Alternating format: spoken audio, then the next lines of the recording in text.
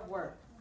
Our students, all 18 of them, have been with us for 4 long weeks. And tonight we'll be sharing a compilation of their work, if you will.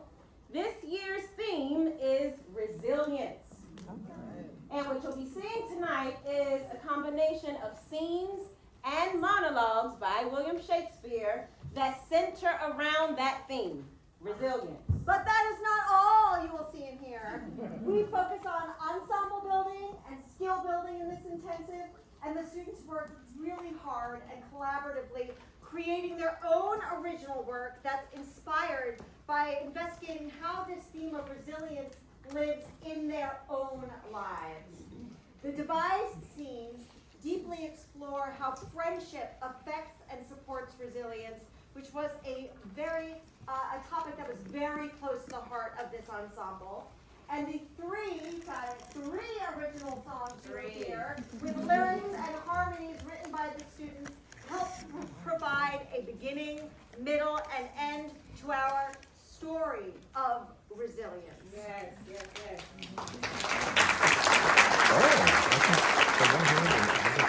Before we go any further, we have to say thank you.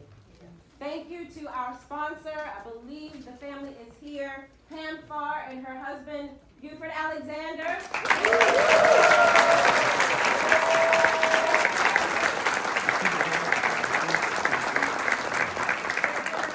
Is what makes this program so successful, so thank you. We also have to say thank you to Ann Davies, Kathleen and Al Steele, and Donna Van Ekeren, who continue to provide support to not just this program, but all of Arts Engagement's programs. We truly are grateful for all of our supporters, donors, and board members. The work that we do, we could not do without your support, so thank you. We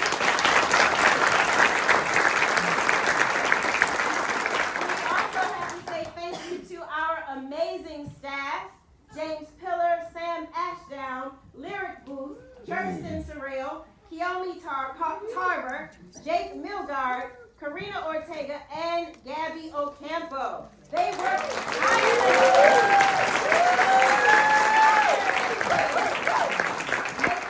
experience possible. Thank you, you all. I hope y'all take the day off tomorrow. You will take the day off. And we cannot go any further without saying thank you to the parents and the guardians, the aunts, the uncles.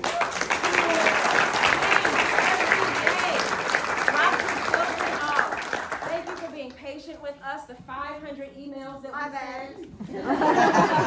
Appreciate you. Thank you for entrusting your children in our care. It means a lot to us. And now they are also a part of our family. So thank you.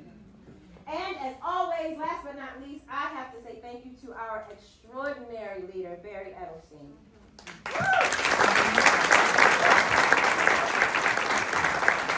Barry is an exemplar in what excellence in leadership looks like. So thank you, Barry, for your continued trust in us as we continue to steward this department forward. Thank you.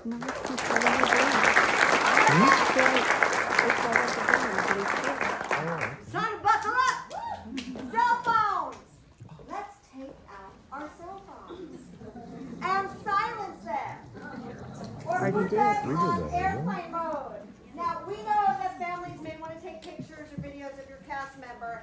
And you know that this year, we're not going to fight that. Just do it. So go ahead, but make sure your flash is off. So to test that, go ahead and take a picture of us. We're cute. Oh, cute. Yeah.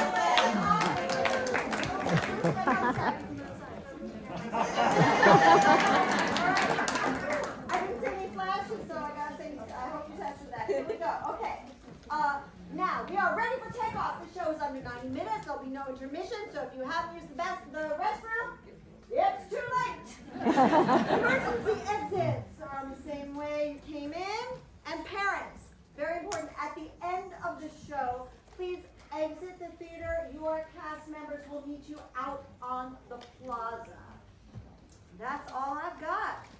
Enjoy the show.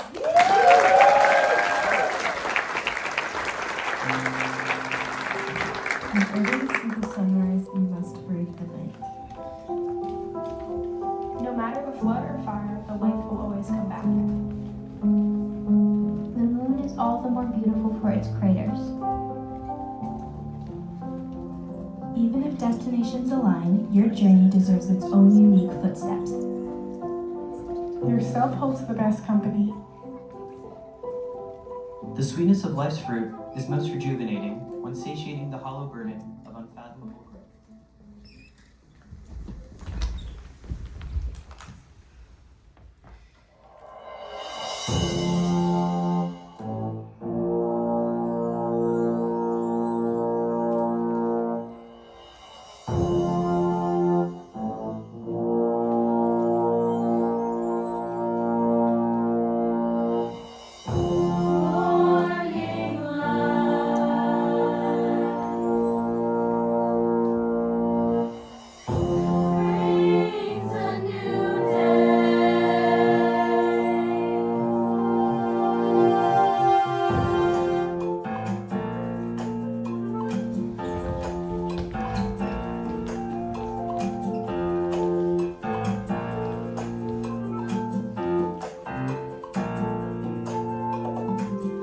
In the morning, feel the sun upon my face. Get up, get going, it's my turn to run the race. Show up cause I'm working for the life I wanna make. How you doing? Hey, I'm doing great. Step out into daylight with a buzzing in the air. Check out all the people as they walk along the square. Shut out negativity and live your life with flair. Get out of my bubble cause it's getting hard to bear.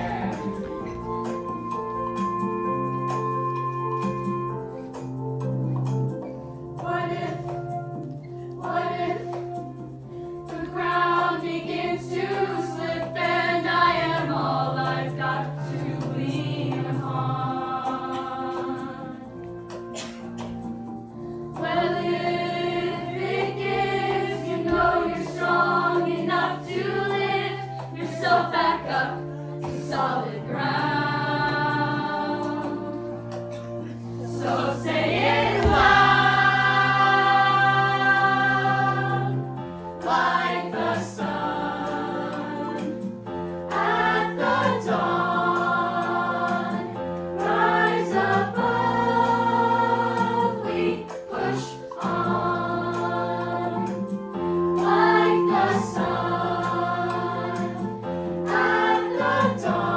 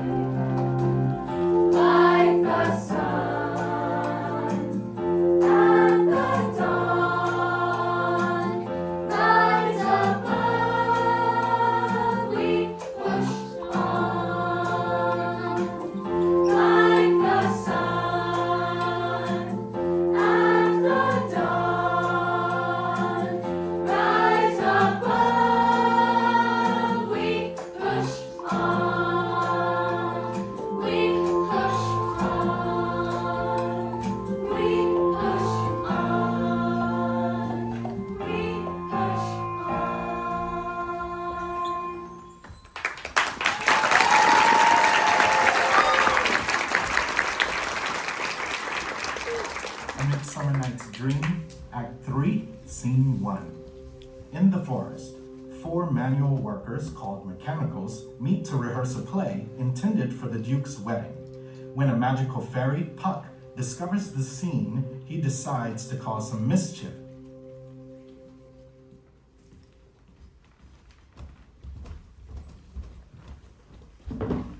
Ahem. Are we all met? Pat, and here's a marvelous, convenient place for our rehearsal. This green plot shall be our stage. This hawthorn brake, our retiring boarding house. And we will do it in action as we will do it before the Duke. What have been homespuns up in swagger in here? Sung your cradles of the fairy queen. What? A play toy? I'll be an auditor, an actor too, perhaps as my stars. Here, Quince. What sayest thou, Bully Bottom? There are things in this comedy of Pyramus and Thisbe that will never please.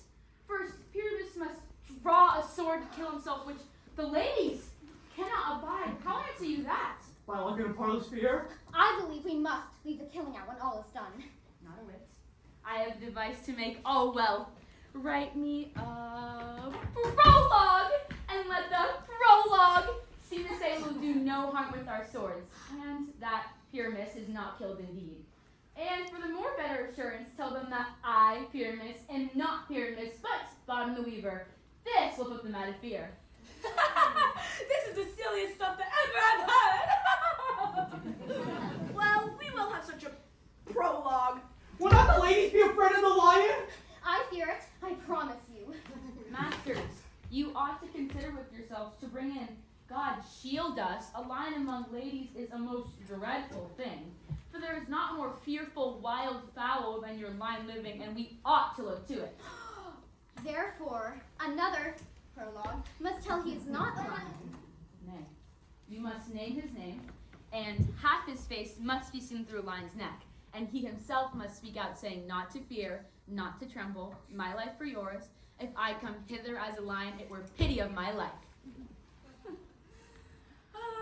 A very gentle beast and of good conscience. No, I am no such thing. I am a man as other men are, and you must speak out and tell them plainly he is Flute the bellows mender. Well, it shall be so, but there's two hard things, that is, to bring the moonlight into a chamber for you know Pyramus and Thisbe to meet by moonlight. Doth the moon shine the night we play our play? A calendar. A calendar, look in the almanac. Find out moonshine, find out moonshine!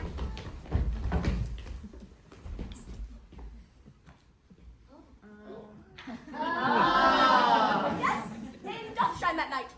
Why? Then maybe have a chamber of the great chamber window where we play open and the moon may shine in through the casement. Aye, or else one must come in with a lanthorn and say he comes to disfigure or to present a person of moonshine. Really terrible all the rest.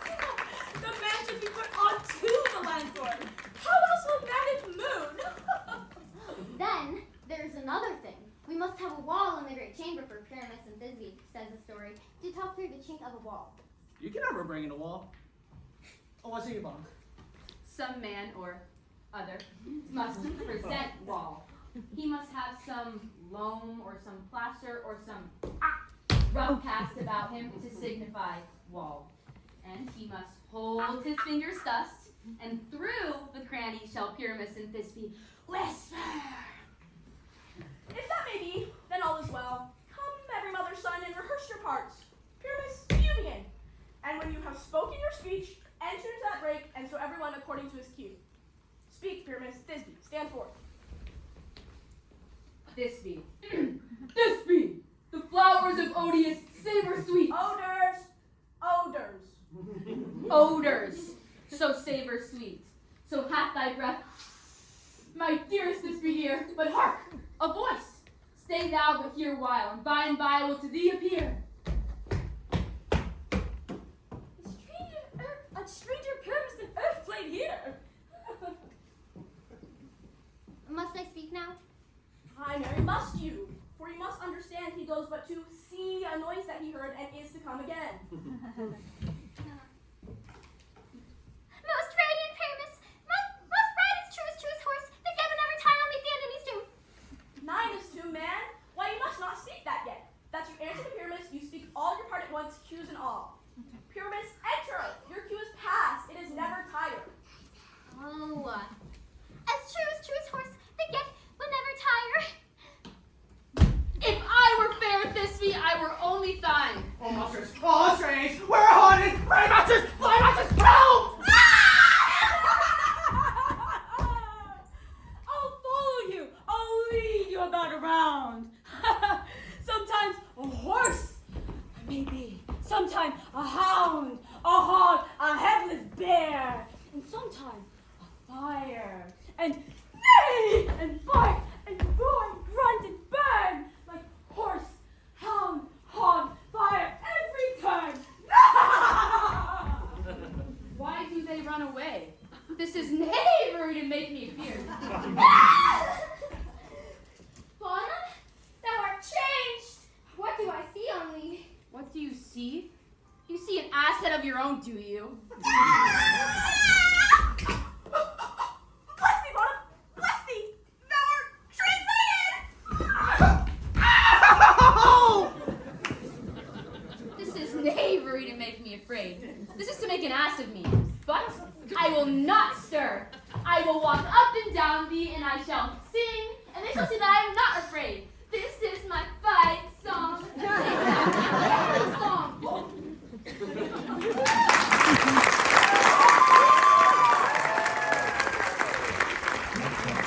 Act 1, Scene 7. After a bloody battle, mysterious spirits reveal to Macbeth that he will become king. Now, King Duncan is at his castle for dinner. Macbeth and his wife have hatched a murderous plan, but Macbeth is already losing his nerve.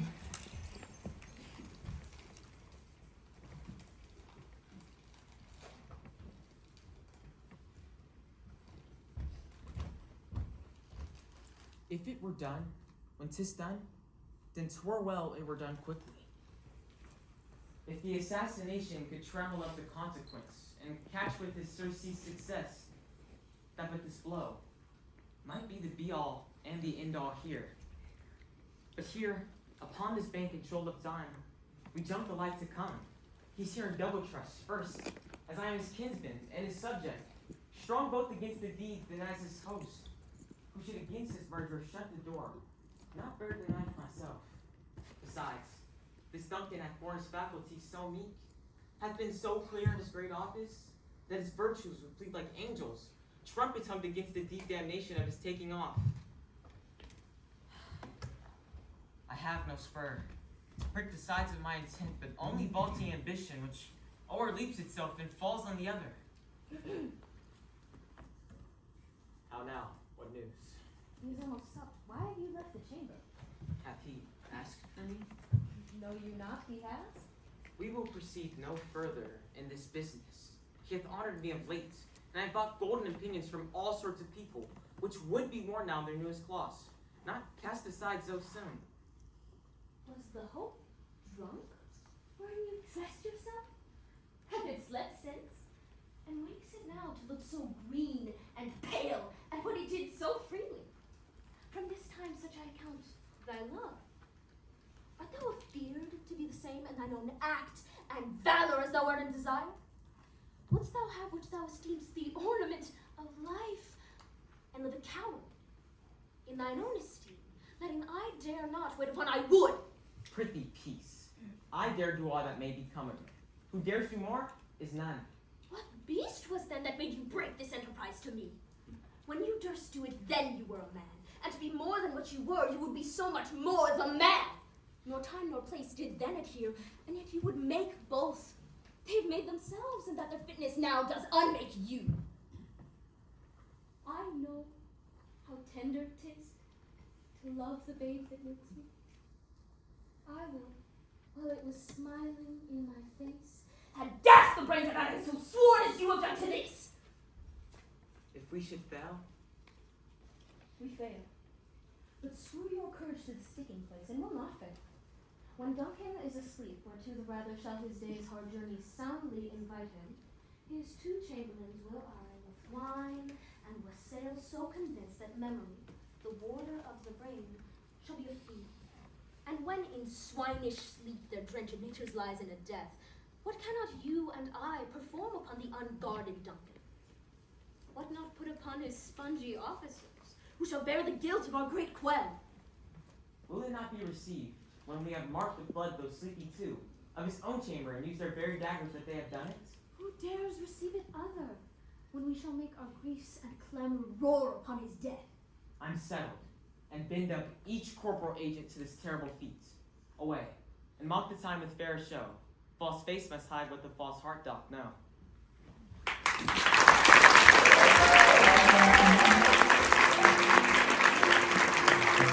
There's always more to learn, always something to teach. No one can define your self-worth. Only you have the power to do so. Taking action despite the unknown is just as admirable. That this too solid flesh would melt, thaw, and resolve itself into a dew. Oh, God, that it should come to this. But 2 months dead.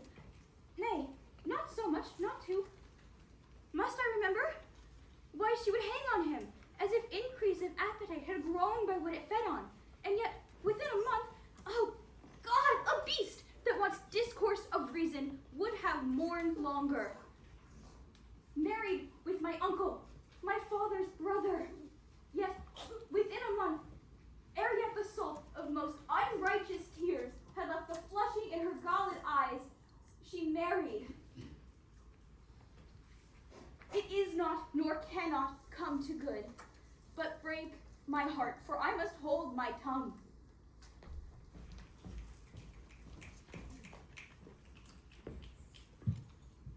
Thou, nature, art my goddess. To thy law my services are bound.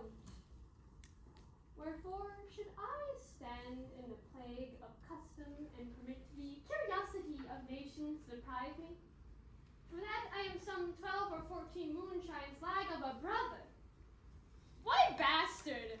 Wherefore base? When my dimensions are as well compact, my mind as generous, and my shape true as honest venom's issue? Why brand they us with base? With baseness, bastardy, base! Well then, legitimate Edgar, I must have your land. Our father's love is to the bastard Edmund. As to the legitimate, fine word, legitimate. Well, my legitimate, if this letter, speed, and my invention thrive, Edmund the base shall top the legitimate. I grow, I prosper. Now, gods, stand up for bastards!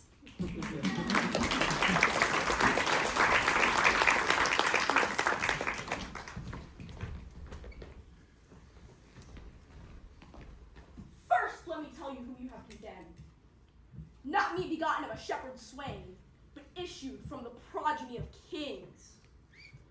Virtuous and holy, chosen from above by inspiration of celestial grace to work exceeding miracles on earth.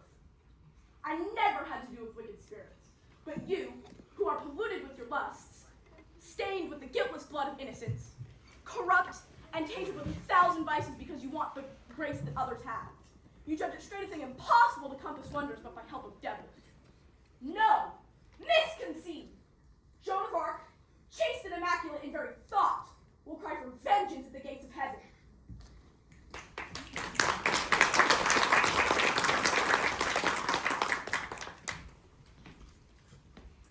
Oh, my good Lord, why are you thus alone? For what offense have I this fortnight been? A banished woman from my hairy spent? Tell me, sweet Lord, what is it that takes from me? Thy stomach pleasure and thy golden sleep. My faint slumbers I by thee have watched and heard thee cry havoc. Speak terms of manage to thy bounding steed. Cry courage to the field. Thy spirit within thee hath been so at war, and thus hath been so bestirred thee in thy sleep. The beads have stood upon thy brow, like a lake disturbed stream. But what portents are these? Some heavy business hath my lord in hand. I must know it, else he loves me not.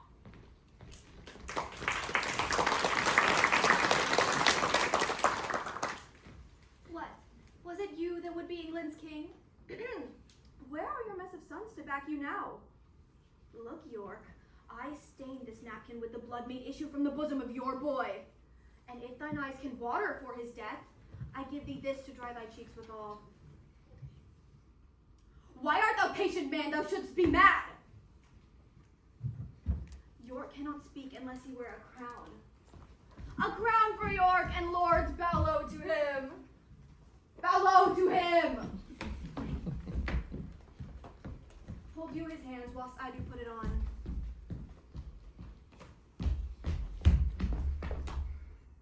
Ay, marry, sir, now looks he like a king. Off with the crown, and with the crown his head, and whilst we breathe, take time to do him dead.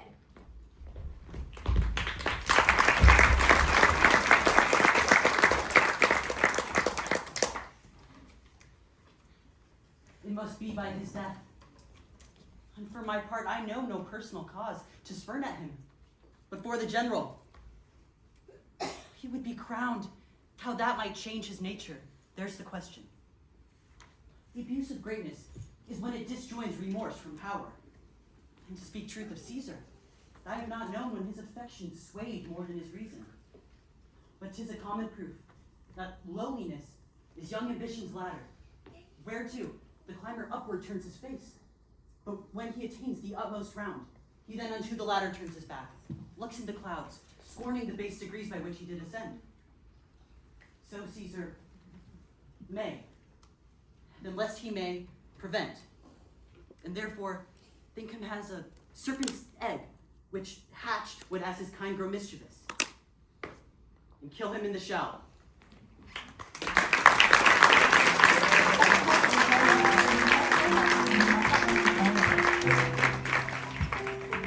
Live up to what you know and improve as you go on. My mistakes do not define me. Determination, growth, and perseverance shape who I become.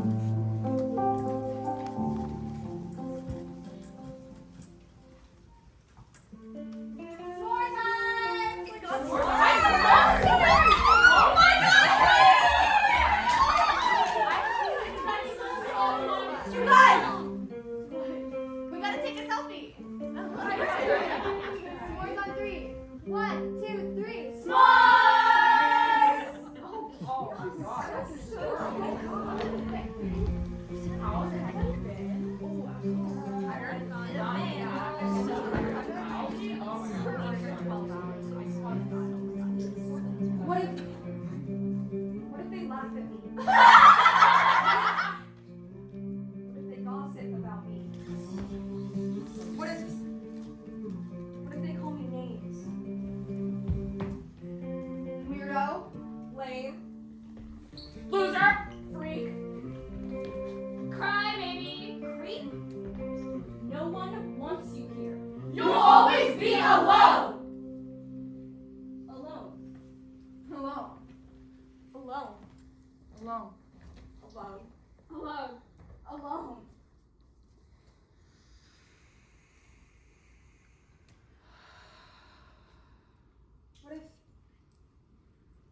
What if I just talk to them? What if? What if? What if? What if? What if? What if? What if? So are we being sexual? Oh my gosh. Okay. Hey, Yeah. can I hang out with you guys? Oh my god, yeah, totally. Oh my gosh, what's your name? Anjali. Anjali. Girl, do you like s'mores? Who doesn't? Hey. Guys! We gotta take another selfie. Alright, sure. S'mores on 3. 1, 2, 3. S'mores!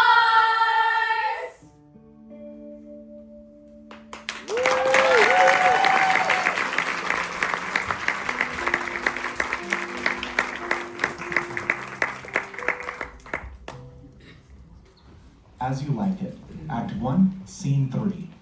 Duke Frederick has banished Rosalind's father, the legitimate duke, into exile. Now he suddenly decides to banish Rosalind. However, his daughter, the loyal Celia, has her cousin's back.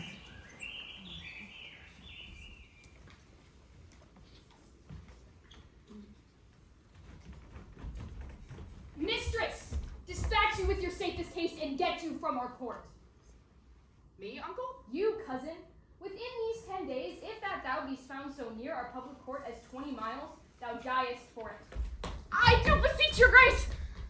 Let me the knowledge of my fault bear with me, if with myself I hold intelligence or make with mine own desires, if that I do not dream, or be not frantic, as I do trust I am not, then, dear uncle, never so much as in a thought unborn did I offend your highness. Thus do all traitors. If their purgation did consist in words, they are as innocent as grace itself. Let it suffice thee that I trust thee not. Yet your mistrust cannot make me a traitor. Tell me whereon the likelihood depends. Thou art thy father's daughter. There's enough. So was I when your highness took his dukedom. So was I when your highness banished him. Treason is not inherited, my lord. Or, if we did derive it from our friends, what's that to me? My father was no traitor. Then, good. My liege, mistake me not so much to think my poverty is treacherous. Dear sovereign, hear me speak. I, Celia, we saved her for your sake, else she had with her father ranged along. I did not then entreat to have her stay. It was your pleasure and your own remorse. I was too young that time to value her. But now I know her. If she be a traitor, why so am I? We still have lodged together, rose in an instant, learned, played, eat together. And wheresoever we went, like Juno's swans, still we went coupled and inseparable. She is too subtle for thee, and her smoothness, her very silence and her patience. Speak to the people and they pay her. Thou art a fool, she robs thee of thy name. And thou wilt show more bright and seem more virtuous when she is gone. Then open not thy lips. Firm and irrevocable is my doom, which I did pass upon her. She is banished. Pronounce that sentence, then on me, my liege. I cannot live out of her company. You're a fool. You, niece, provide yourself. If you have stayed the time upon mine honor, in the greatness of my word, you die. Oh, my poor Rosalind, whither wilt thou go? Wilt thou change fathers? I will give thee mine. I charge thee, be not thou more grieved than I am. I have more cause. Thou hast not, cousin. Prithee, be cheerful. Knowst thou not the Duke hath banished me, his daughter? That he hath not. No? Hath not? Rosalind lacks then the love which teacheth thee that thou and I am one. Shall we be sundered? Shall we part, sweet girl? No, let my father seek another heir. Therefore devise with me how we may fly, whither to go and what to bear with us, and do not seek to take your change upon you, to bear your griefs yourself and leave me out. For by this heaven, now at our sorrows pale, say what thou canst, I'll go along with thee. Why, whither shall we go? To seek my uncle in the forest of Arden. Alas, what danger will it be to us, maids as we are, to travel forth so far? Beauty provoketh thieves sooner than gold. I'll put myself in poor and mean attire, and with a kind of umber smirch my face. The like do you, so we shall pass along and never stir assailants.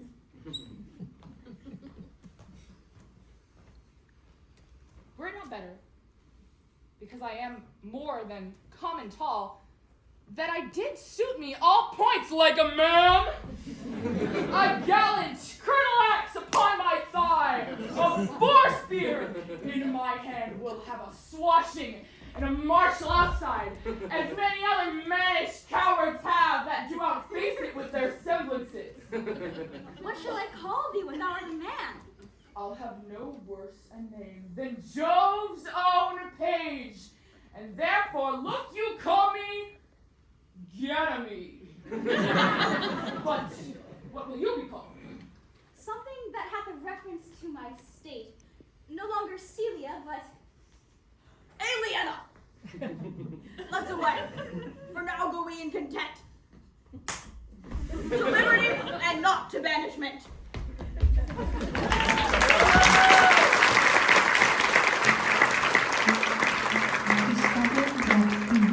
Should not cost you your sanity. Not thinking at all can solve something faster than you think. Don't allow oncoming thoughts to erode the mind. There's always more to learn, always something to teach. No one can define your self-worth. Only you have the power. Royal leader, be Kent unmannerly. When Lear is mad, what wilt thou do? Old man, think'st thou that duty shall have dread to speak? When power to flattery bounds, to plainness honor's bound, when majesty stoops to follow. preserve thy state, and to thy best consideration. Check this hideous rashness. Thy youngest daughter does not love thee least, nor those empty-hearted, whose low sound reverbs no hollowness.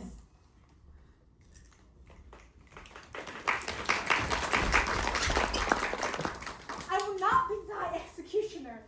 I fly thee, for I have not injured thee. Thou tellest me there is murder in mine eye. 'Tis pretty, sure, and very probable that eyes that are the frailest and softest things, who shut their coward gates on enemies, should be called tyrants, butchers, murderers. Now I do frown on thee with all my heart. And if mine eyes can wound, why now, count fit to swoon, fall down. Or if thou canst not, oh for shame, lie not to say mine eyes are murderers.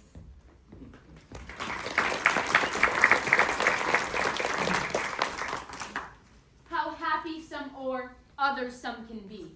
Through Athens I am thought as fair as she. But what of that? Demetrius thinks not so. He will not know what all but he do know. And as he errs, doting on Hermia's eyes, for I admiring of his qualities.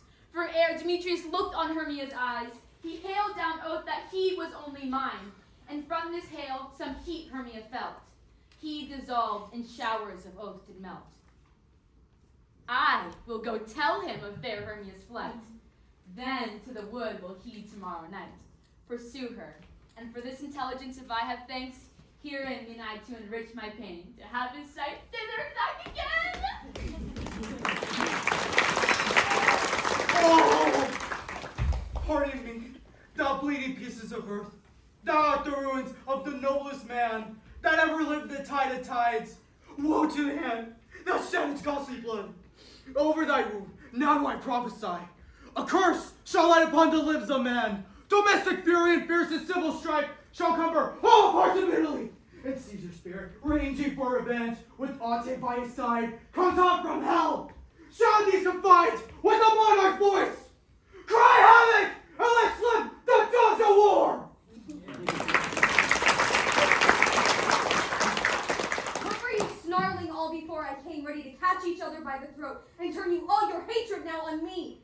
Can curses pierce the clouds and enter heaven? Why then give way, dull clouds, to my quick curses. If not by war, then surfeit die your king, as ours by murder to make him a king. Edward, thy son, which now is Prince of Wales, for Edward, my son, which was Prince of Wales, die in his youth by like untimely violence. Thyself a queen, for me that was a queen. Outlive thy glory like my wretched self. Long die thy happy days before thy death, and after many lengthened hours of grief, die neither mother, wife, nor England's queen.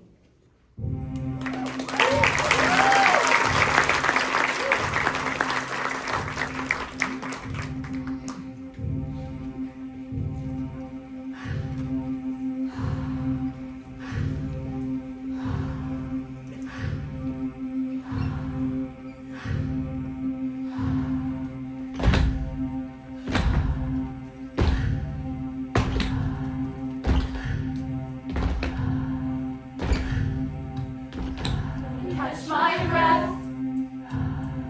Don't wanna make this something I'll regret. But I saw the signs that maybe you and I have nothing left. Let me catch my breath. Losing love from you was unexpected. I wonder why I even try when I stumble every step. Breathe a while, then do it again, do it again, do it. Breathe a while, then do it again, do it again, do it. Breathe a while, then do it again,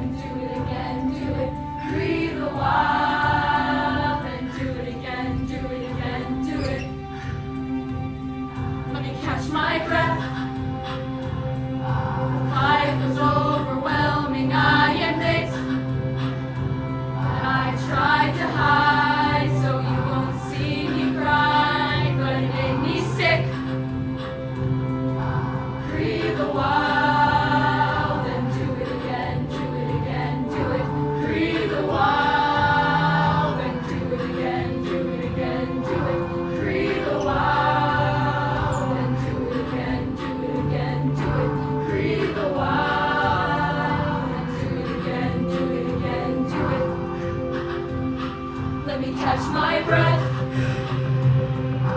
Moving forward only takes a step. So I decide to find the light in all the mess. Breathe a while, then do it again, do it again, do it. Breathe a while, then do it again, do it again, do it. Breathe a while, then do it again, do it again, do it. Breathe a while, then do it again, do it again, do it.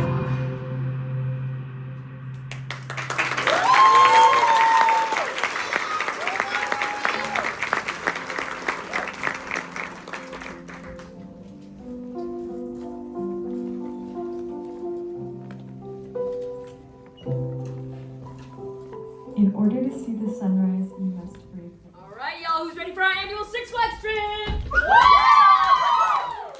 could go, right? Yeah. All right, see y'all this weekend. Yo, who's ready to go Six Flags today? Six Flags! I can't make it. What? No.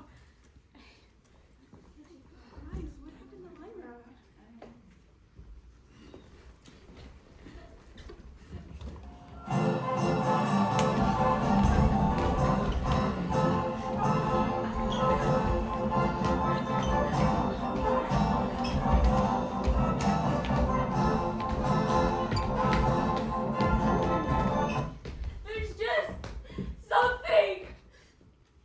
You good? You want to talk about it? Do you need anything?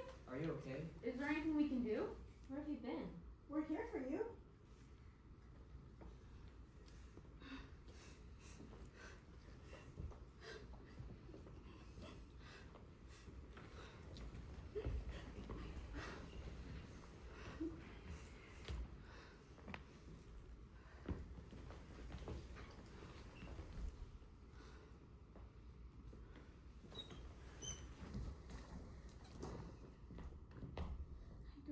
I don't feel important to them.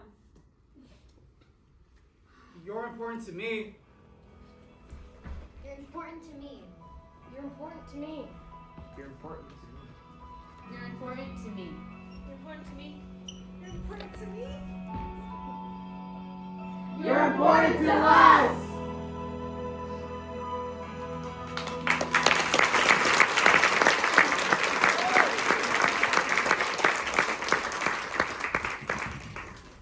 Measure for measure. Act 3, Scene 1. Claudio has been imprisoned by Duke Angelo for impregnating his girlfriend out of wedlock. Claudio's sister, a nun, Isabella, pleads for her brother's life, only to find the hypocrite Angelo blackmailing her to sleep with him.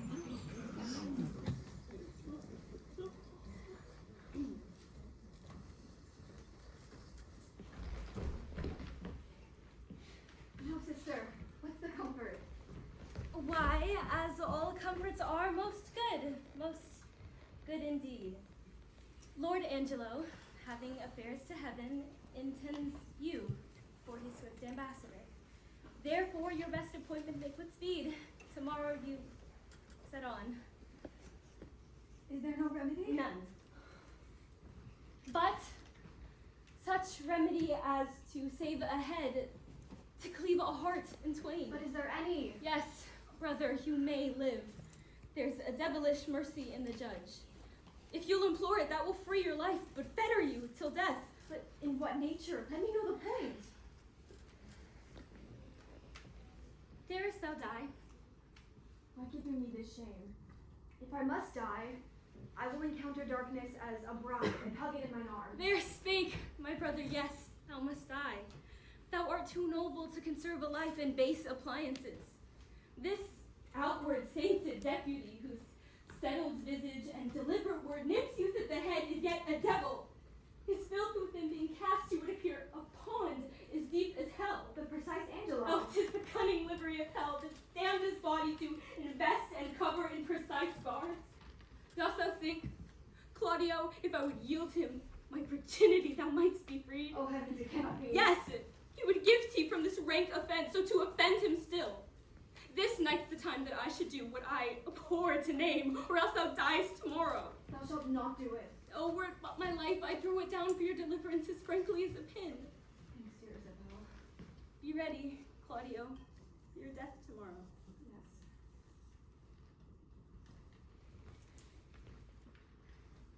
See affections in him that thus can make him bite the law by the nose when he would force it? Sure, it is no sin, or of the deadly seven, it is the least. Which is the least? That being damnable, he being so wise, why would he for the momentary trick be perjurably fined? Oh, Isabel! What says my brother? That is a fearful thing! And shamed life a hateful. I was to die! And go we know not where? To lie in cold obstruction and to rot, this sensible war motion to become a kneaded clod, and the delighted spirit to bathe in fiery floods, or to reside in thrilling region of thick ribbon ice, to be imprisoned in the viewless winds, or blown with restless violence round about the pennant world, or to be worse and worse of those that lawless and uncertain thought imagine howling, 'tis too hard. Alas, alas. Sweet sister, let me live. What sin you do to save a brother's life, nature dispenses with the deed so far it becomes a virtue. Oh, you beast! Oh, faithless coward! Oh, dishonest wretch! Wilt thou be made a man out of my vice? It's not a kind of incest to take life from thine own sister's shame. What should I think? Take my defiance, die, perish. But my bending down reprieve thee from thy fate, it should proceed. I'll pray 1,000 prayers for thy death, no word to save thee. Nay, hear me, Isabel. Fie, fie, fie! Thy sin's not accidental, but a trade. Mercy to thee would prove itself a bawd.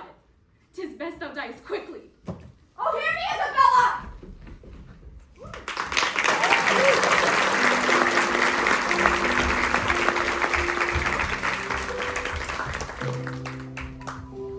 In order to see the sunrise, you must brave the night. No matter the flood or fire, the life will always come back. The moon is all the more beautiful for its craters. I think Crab, my dog, sourest natured dog that lives.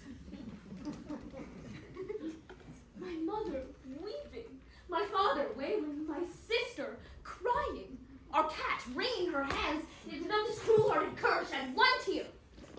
Nay, I'll show you the manner of it. This shoe is my father. No, this left shoe is my father. No, this left shoe is my mother, hath the worser soul. This shoe, with the hole in it, is my mother, and this my father. And this staff shall be my sister, for look you, she's as small as a wand. Now, come I to my father. Father, your blessing, while he weeps on. Now, come I to my mother. I kiss her. Why, there it is. There's my mother's breath up and down. Now, come I to my sister. Mark the moan she makes. Yet all the while did this dog not shed one tear, nor speak a word. But see how I lay the dust with my tears.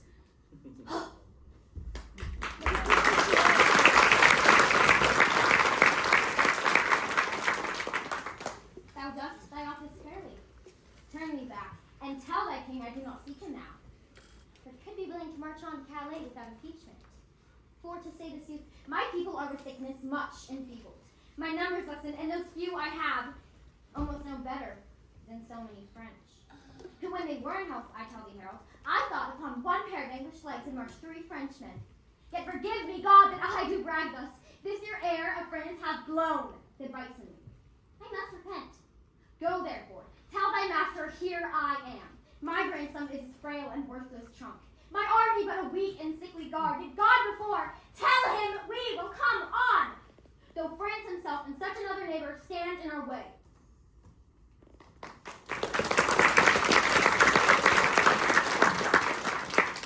Do not think so. You shall not find it so. I will redeem all this on Percy's head, and in the closing of some glorious day, be bold to tell you that I am your son.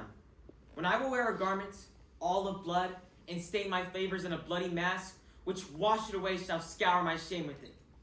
And that shall be the day when ere it lights, that this same child of honor and renown, this gallant Hotspur, this all-praised knight, and your unthought of Harry chance to meet?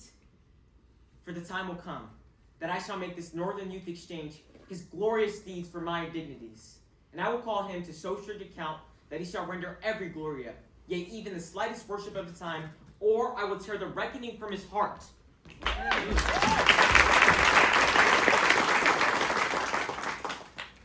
Since what I am to say must be but that which contradicts my accusation, and the testimony on my part no other but what comes from myself, it shall scarce boot me to say, not guilty. My lord, my past life hath been as continent, as chaste, as true, as I am now unhappy. I appeal to your own conscience, sir, before Polixenes came to your court, how I was in your grace, how merited to be so. Since he came, with what encounter so encouraged I have strayed to appear thus? If one jot be on the bound of honor, hard be the hearts of all that hear me, and my nearest of kin cry fie upon my grave.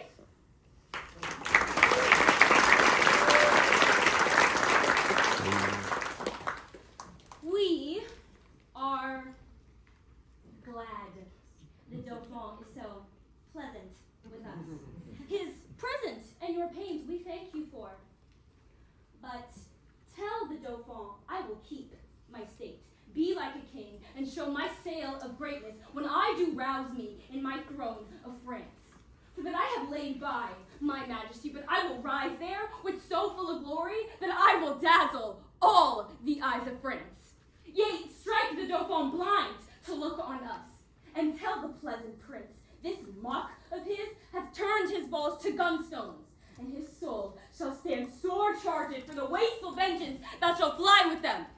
For many 1,000 widows shall this his mock out of their dear husbands, mock mothers from their sons, mock castles down, and some are yet ungotten and unborn that shall have cause to curse the Dauphin's scorn.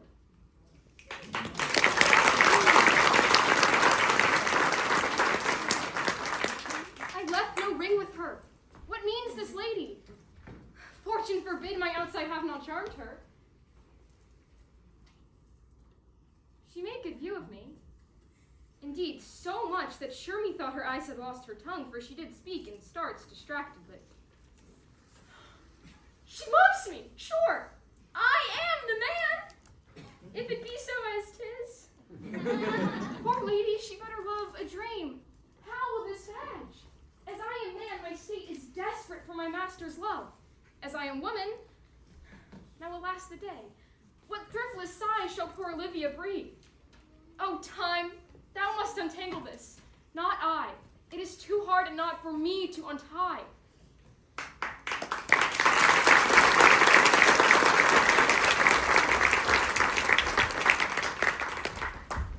Romeo and Juliet, Act 3, Scene 3. Romeo has fallen in love with Juliet, the daughter of the rival Capulet family. However, after attempting to break up a street fight, Romeo has killed Juliet's cousin, Tybalt. Now Romeo has been hiding with his friend, Friar Lawrence, awaiting the news of the punishment for his crime.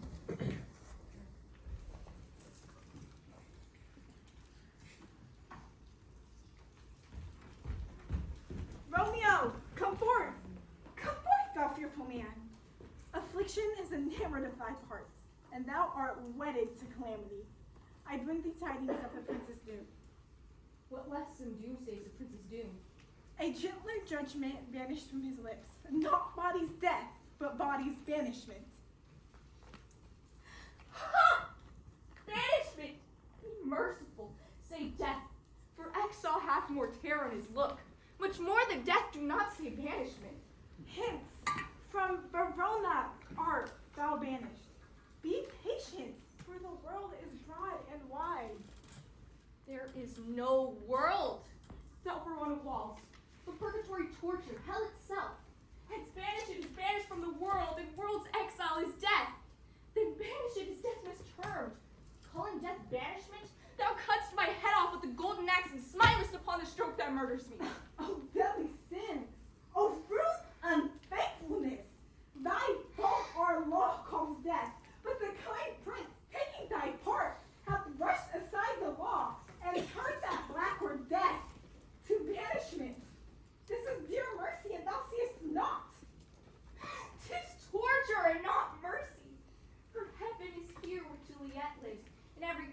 and dog and little mouse, every unworthy thing live here in heaven and may look on her. Romeo may not. Hadst thou no poison mixed, no sharp ground knife, no sudden mean of death, no ne'er so mean. Banish it to kill me, oh friar, the damned to use that word in hell. Howling's attendant, how hast thou the heart? Being a divine and a ghostly confessor, a sin absolver, my friend professed to mingle me with that word banishment.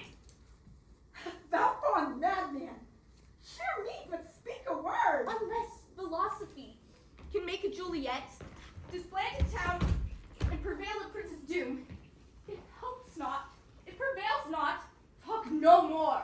I see that madmen have no ears. How is that when wise men have no eyes? Let me dispute with thee of thy state. Thou canst not speak that. Thou dost not feel.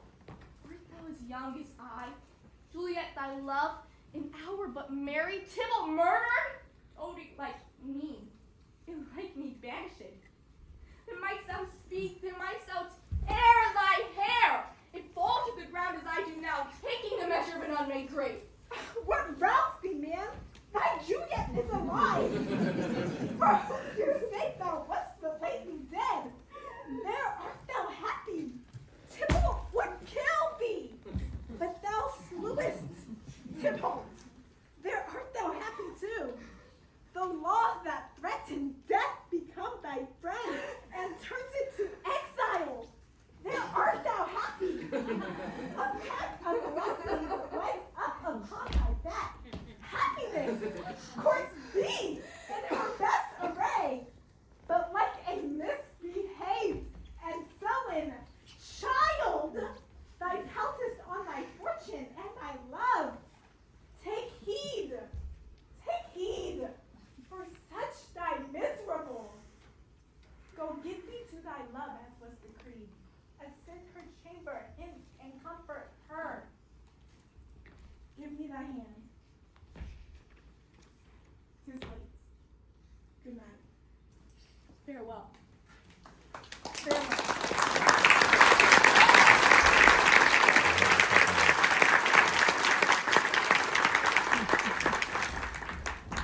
Henry IV, Part 1, Act 2, Scene 4. Prince Hal and his friend Poins have just pulled a prank on their friend, Sir John Falstaff. The plan was to commit a robbery, but Hal and Poins robbed the robbers. Now, back at the Boar's Head Tavern, Hal and Poins stash the stolen money and await Falstaff's return.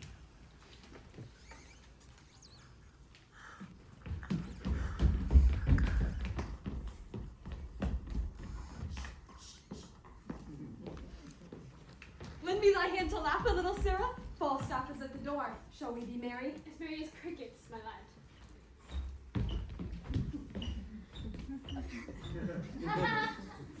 Welcome, Jack! Where hast thou been? A plague of all cowards, marry and amen. A plague of all cowards, I say still. How now, woolsack? What mutter you?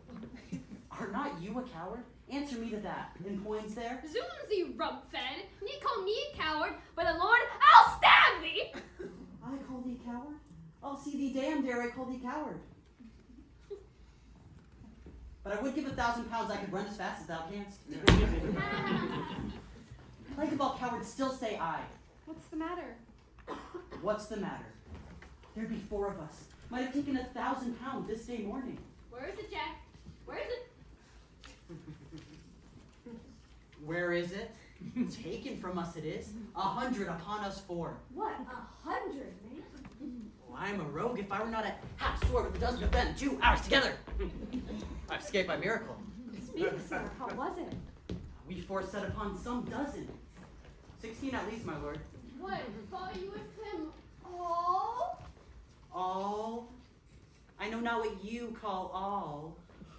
But if I fought not with 50 of them, I'm a bunch of radish. Pray God you have not murdered some of them. Nay, it's past praying for. I have peppered 2 rogues in buckram suits. I tell thee what, Hal. If I tell thee a lie, spit in my face, call me horse. 4 rogues in buckram suits. What for? Thou saidst but 2 even now. For, Hal, I told thee for. These 4 came all up front, and mainly thrust at me. I made me no more ado, but took all their 7 points in my target thus. 7? Why, but there's 4 even now. In buckram, Hi, 4 in buckram suits. 7 by these holds, or I'm a villain else. Let him alone. We shall have more anon. Dost thou hear me, Hal? Aye, and Marquis too, Jack. Do so, for it is worth the listening to. These 9 in buckram that I told thee. Their points being broken. Down for their hose. Did begin to give me ground, but I followed me close, came in, foot in hand, and with a thought, 7 of the 11 I paid. Oh, monstrous! 11 buckram men grown out of 2! But as the devil would have it, 3 misbegotten knaves in Kendall Green did come at my back and let drive at me, for it was so dark, Hal, thou couldst not see thy hand. These lies are like their father that begets them. Gross, open, thou laboring fool, thou grease obscene tallow cat. What, art thou mad? Art thou mad?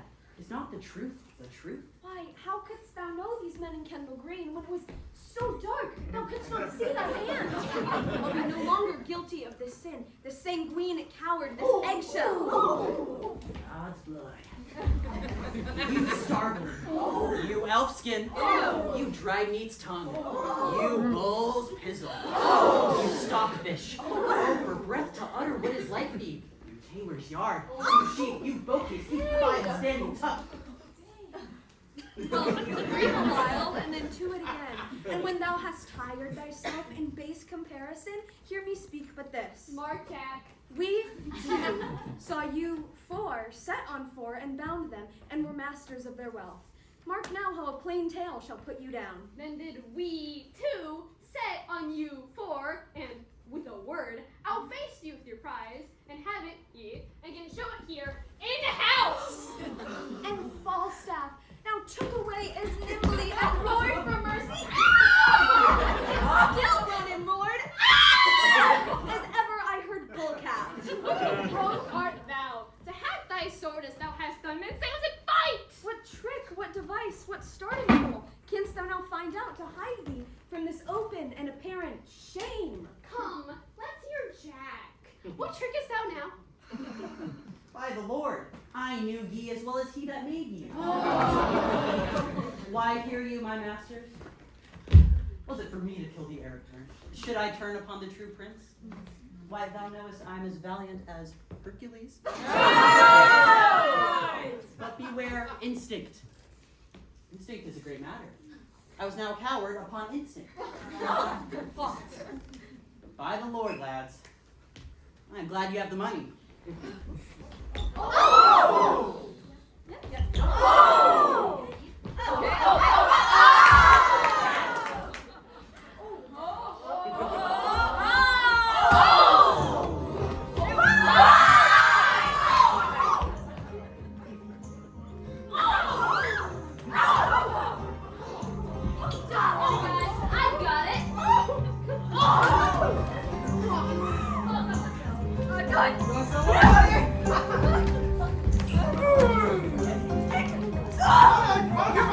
You're dead! Come on!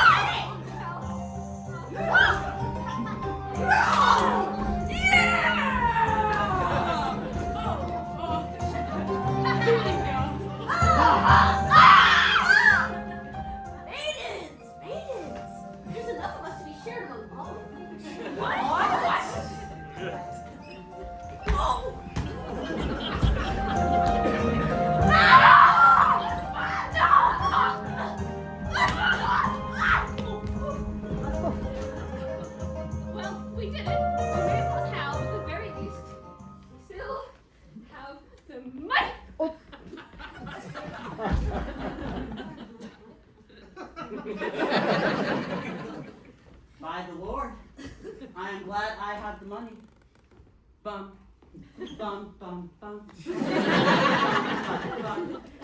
bum, bum.